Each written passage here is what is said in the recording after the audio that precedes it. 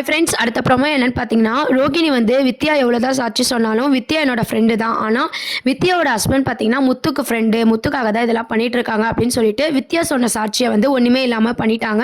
அது மட்டும் இல்லாம கரிகாரு மணி இருக்கார் இல்லையா? அவரும் வந்து நடந்த உண்மைய எல்லாமே சொல்லியும் கூட, நம்ம ரோகிணி பார்த்தீங்கன்னா, அவங்க அக்கவுண்ட்ல வந்து 10,000 ட்ரான்ஸ்ஃபர் ஆயிருக்கு மனோஜ் அக்கவுண்ட்லேருந்து. இதெல்லாம் பொய் சாட்சி. காசு குடுத்து கூட்டு வந்திருக்காங்க அப்படின்ற மாரி வந்து ரோகிணி சொல்லி, அதையும் வந்து நம்ம ஜட்ஜ் வந்து நம்பிறாரு. ஜட்ஜ் பார்த்தீங்கன்னா, ரோகிணிக்கு ஃபேவரா பேசுற மாரியே வந்து எபிசோட்ஸ் வந்து காமிச்சிருக்காங்க.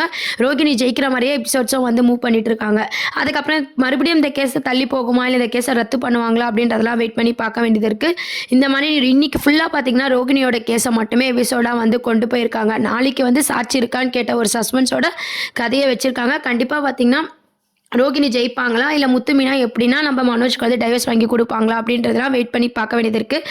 சேம் டைம்ஸ் பார்த்தீங்கன்னா, ரவி, ஸ்ருதி பிரச்சனையும் வந்து காட்டப் போறாங்க. அவங்க ஒண்ணா வேலை செஞ்சாலும் மீத்து மூலமா கண்டிப்பா ரவிக்கு பிரச்சனை வரப்போகுது.